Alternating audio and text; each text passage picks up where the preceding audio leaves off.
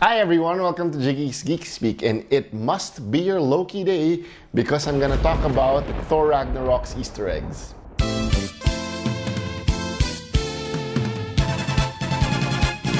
If you haven't seen the movie Thor Ragnarok, fair warning, there may be potential spoilers ahead.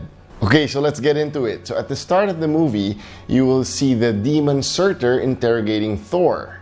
Surtur is voiced by Clancy Brown, who's popular for voicing Lex Luthor from Justice League. When Thor returns to Asgard, he sees a play glorifying Loki from the events of Thor: The Dark World. And in that play, you'll see Matt Damon portraying Loki, Chris Hemsworth's brother Luke portraying Thor, and Sam Neill portraying Odin. These are all funny surprises, and it's kind of cool that you have Sam Neill and Jeff Goldblum Team Jurassic Park inside a Marvel movie. When Thor returns to Earth for a short time, he's summoned by Dr. Stephen Strange, and they talk about Loki being one of those people who are closely monitored by the Sorcerer Supreme. During that sequence at the Sanctum Sanctorum, Thor has an umbrella, and that's actually Mjolnir. But in the comics, Thor has a wooden cane, and he strikes that on the ground for him to turn into Thor. But in this movie, they changed the wooden cane into an umbrella. So they also did that, striking the umbrella down to make him into the mighty Thor. When Hela arrives in Asgard, she goes to Odin's throne room, and in that throne room, we see a lot of Easter eggs. One of those Easter eggs is the Infinity Gauntlet, and Hela confirms that it's actually a fake. So Thanos has the real Infinity Gauntlet, which you see at the end of Avengers Age of Ultron. Also in Odin's throne room, you will see the Tesseract, which was of course seen in the first Avengers movie. As a reference to the first Thor movie, you'll also see the Casket of Ancient Winters, which is the Frost Giant's weapon. Rounding up the Easter eggs found in Odin's throne room is the Eternal Flame. So the Eternal Flame, according to the comics, is a flame that cannot be extinguished. The Eternal Flame was stolen by Odin from Surtur during the dawn of time. Odin did this so that Surtur could not light his sword and bring about Ragnarok. From the Battle of the Bifrost, Thor is sent to an unknown planet, and this unknown planet is known as Sakaar. Sakaar is a reference from Planet Hulk, and the first appearance of the planet was from Incredible Hulk Volume 2, number 92. Sakaar was created by Greg Pak and illustrator and Filipino artist Carlo Pagulayan. In Sakaar, we have most of the Easter eggs found in Thor Ragnarok. Let's start with the biggest Easter eggs in the history of the Marvel Cinematic Universe, and that's found in the building or the Tower of the Grand Master. In the tower, you will see a familiar worthy wielder of Mjolnir, and that's Beta Ray Bill. You will also see Man-Thing, Ares, and of course the Incredible Hulk. One of the cooler references during Thor's time in Sakaar was the Grandmaster's Contest of Champions, and in June of 1982, this was actually a Marvel comic book called the Marvel Superhero Contest of Champions, written by Mark Gruenwald with art by John Romita Jr. and Bob Layton. For the kids out there, Marvel Contest of Champions is a popular mobile game.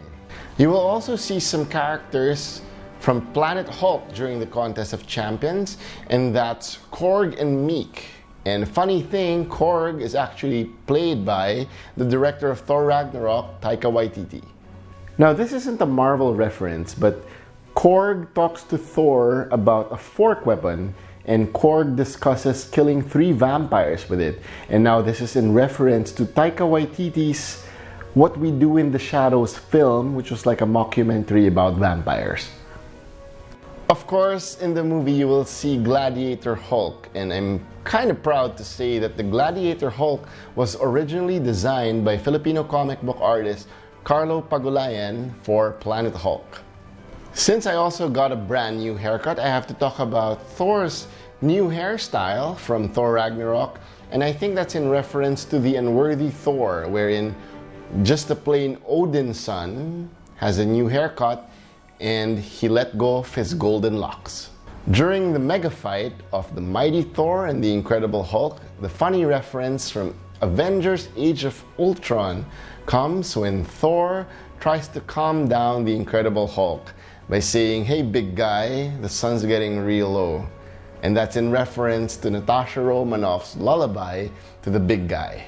Also during that mega fight, Hulk gets Thor by the foot and just rams him all over the ground, similar to him doing it to Loki from the first Avengers movie.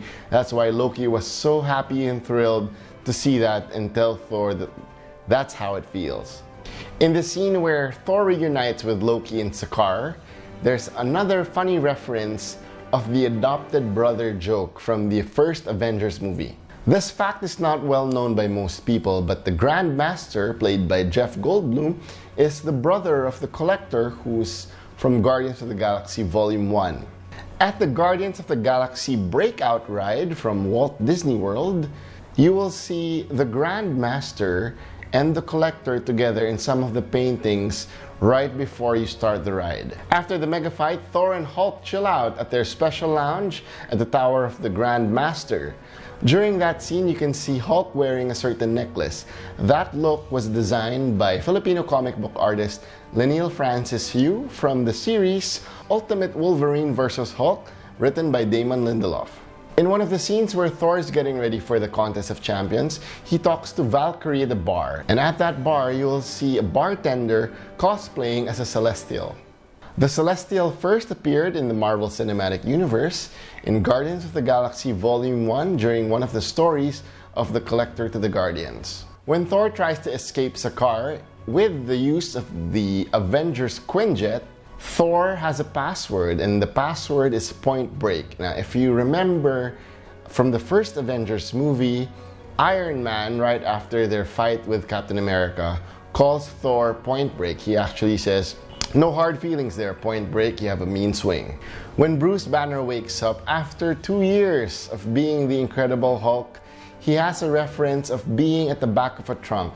Now, personally, the back of the trunk is what I think is from the Totally Awesome Hulk series.